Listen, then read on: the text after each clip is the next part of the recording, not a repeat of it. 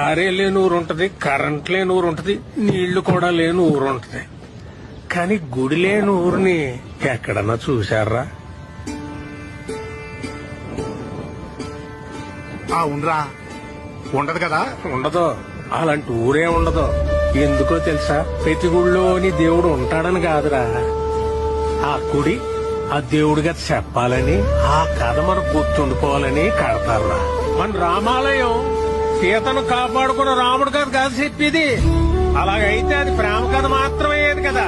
ఆహా, రాముడి సమస్య తనదనుకున్న హనుమంతుడి కదా.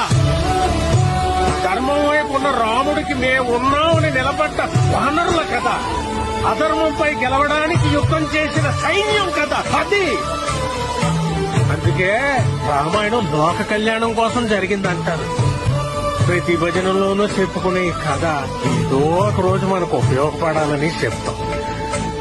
ఈ రోజు అవ్వాలరా.